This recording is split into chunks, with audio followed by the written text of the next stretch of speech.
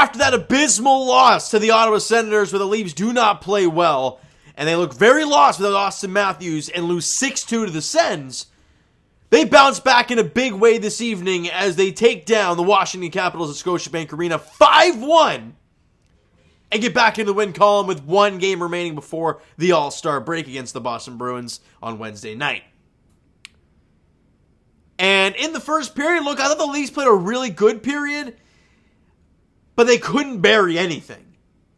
You know, I think Joey Anderson had a chance at the side of the net and somehow missed the cage to tie it at 1 late. But Nick Backstrom on the power play, he scores his first goal in a very long time. So good to see Backstrom get one on the board for the Capitals. And on that play, on the power play, nobody. It was Marcus Johansson, somebody in front of the net. Gio's trying to block the shot. Meanwhile, Marcus Johansson is sitting right in front of Samsonov with nobody close. Then right as the shot's coming, he moves out of the way, and Samsonov's like, well, I can't see it. And it beats him. And you're down 1-0 less than 3 minutes to go in the first period. 17-17 on the power play for the Capitals. And you're down 1-0. Shots on goal in the first period were 10-7 in favor of the Leafs. So, again, not a bad period, but you're trailing 1-0. And we go to the second. And the Leafs have the early power play in the second period. And Mitch Marner fires a one-timer from Morgan Riley. He was along on the goal line, passes it up to Marner at the top of the circle, wires it on, didn't get all of it. It's along the ice, stopped by Kemper initially, and JT bangs away at it, and Bunting bangs away at it. I think it ends up going off the skate of the defender and in. Bunting gets credit for the goal, and he's jacked up on the power play from Tavares and Mitch Marner. Captain JT gets the assist in game number 1,000 for our captain, John Tavares. Congrats to him. Obviously, a huge milestone as a Leaf. Getting your 1,000 games is a really nice number for him.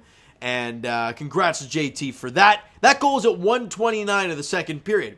We go like 6 minutes after that. Doesn't take long. You know, puck goes to the back of the net. Morgan Riley tries to center it.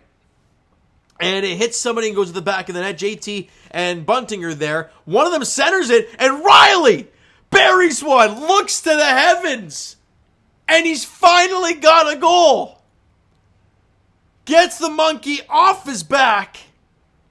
And the Leafs have the lead. It's 2-1. A big goal for Riley. A big load off of his shoulders. And more importantly, the Leafs got the lead 2-1. Really nice stuff there. But they weren't done. Just over 3 minutes after that, Capitals turn the puck over in the offensive zone. Problem is, Leafs come down on a 3-on-1, and it's a Swedish 3-on-1. You've got Nylander, you've got Järnkrok, and you've got Sandin up in the rush. Nylander, I think, passes it off to Järnkrok at the side of the net. And he whacks at it. It's a good stop initially, but Nylander bangs home the rebound on the backhand to give the Buds a 3-1 lead. And man, this game is flipped on its side. The Leafs got a two-goal advantage. Big time stuff. They weren't done. TJ Brodie, oh, it is so beautiful. So beautiful to see TJ Brodie back out there for the Leafs this evening. Much needed. He's so sound, so calm, and just does everything right. You love TJ Brodie. You really do. And everybody he plays with is better. And who's he playing with tonight? Morgan Riley. And Riley had his first goal of the season. His first goal in like 40-odd games. So a much-needed one for him. I also want to look up how many shots Riley had in the game because I feel like he was all over the place. Morgan Riley, where is he? Okay, he had 3 shots on goal. Played 20 minutes. I thought he was great tonight. I thought he was really, really good. But anyways, TJ Brodie gets the puck at the point, walks the line, passes to Pierre Engvall, who's cutting around the circle. He picks it up, beats his defender, and fires it high glove side on Darcy Kemper and beats him. Pierre Engvall with the goal, Brodie and David Kampf with the assist. And David Kampf with that assist there, that is point number 100 on his career. Congrats to David Kampf. He's been sitting on 99 for a while. There's number 100, and that goal is at 14:20 of the second period. And the Leafs have a 4-1 lead. After trailing 1-0 after one period, they go out in the second period and they chase Darcy Kemper, and they outshoot them 13-12 in the period, and they win the period 4-0. Brilliant job. You go to the third period, the Leafs play really sound defensively, and then a really bad change from the Washington Capitals. Gio has the puck, passes it all the way up to the offensive blue line to Holmberg, and he sees Aston-Reese cutting right to the net, and then can we talk about that sauce? Gorgeous sauce from Pontus Holmberg, and a nice little move from Zach Aston-Reese, looking shot all the way, goes to the backhand. Charlie Lindgren is not guessing that, and he buries it. And the Leafs lead it 5-1. That goes, the game was over. It was just over 3 minutes to go in the contest. Aston-Reese from Holmberg and Gio at 16:47. The Leafs could have had a ton more. David Cam in that third period missed a wide open cage. The Joey Anderson missed in the first period. They could have had a ton of goals in this game. I thought the Leafs played a really good contest.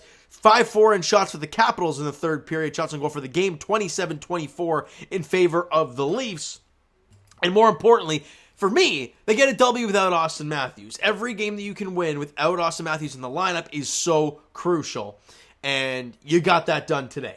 So, and Samsonov, a big question mark going in today, right? We hear Matt Murray sidelined for a couple weeks with an ankle injury now, and I'm thinking to myself, well, that's about, after the All-Star break, right? Because you have the All-Star break, and then you have that break that the Leafs have as well. So it's like, bangs, like back-to-back, too. So they had a lot of time off, hence why Auston Matthews was going out there for 3 weeks, and then when they come back, they're playing some, like Chicago, Columbus twice, Chicago twice, Montreal once, record-wise, the teams you're playing are not very good. Hence why Auston Matthews was put on the IR for at least 3 weeks. It makes sense. But Ilya Samsonov was great tonight. And I was really thinking about it. I'm like, okay, he, as much as you don't want to blame him for the Ottawa game, it wasn't a great contest when you don't get at the numbers, right? So you want to see that bounce back game, and he's facing the former team. The last time he faced the Washington Capitals, we heard all the nerves. He was nervous going into that. Well, he went out there today and looked great. 1 goal, 24 shots. The Leafs defensively were outstanding, but every time he needed to make a stop, he did. Really nice game from him. Michael Bunting with a 2.9, had a goal and an assist. And number 1,000 for JT1K had 2 assists for him, so congrats to him. That stupid stat they were saying, 2 points in game number 1,000. It's only him and Tim Horton who have done it in franchise history. And I'm like, such a weird stat, but okay. Whatever. We already talked about the shots on goal. Special teams-wise, they were 1 for 4. Obviously, the Backstrom goal was on the power play. And the Leafs were 1 for 2 on theirs. The Bunting goal to open up the scoring in the second period was on the power play there.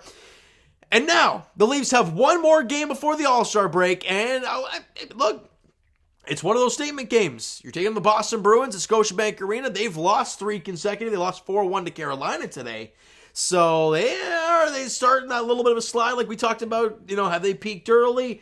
We didn't think so, but they've now lost 3 straight. Again, that's basically a fall off for the Bruins, losing 3 in a row and getting 1 point, I believe, in one of those games against Florida. So really not much of a slide, but hey, it is what it is, and the next game for the Buds is against the Bruins at Scotiabank Arena, 7:30 puck drop on Wednesday night. Look, Leafs, if you out there, you win that game, you'll hold the season series, 2-1.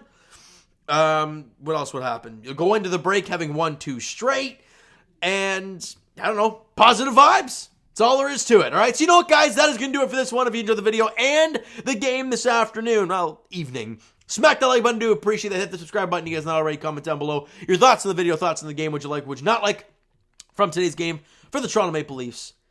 Go all crazy down below in the comments. Discord link is down below as well, so follow up there if you guys have not done so already. And I will talk to you guys Raptors edition tomorrow night as they're in Phoenix taking on the Suns at 9 o'clock. So we'll see what happens there. Can they build off of that really good game against Portland? We shall see. And as for the Leafs, we talked about it. They're back in action in the final game before the All-Star break on Wednesday evening, 7:30 puck drop at Scotiabank Arena against the Boston Bruins. Thank you guys so much for listening and watching. I hope you enjoyed the video and the game this evening. We'll talk to you guys then.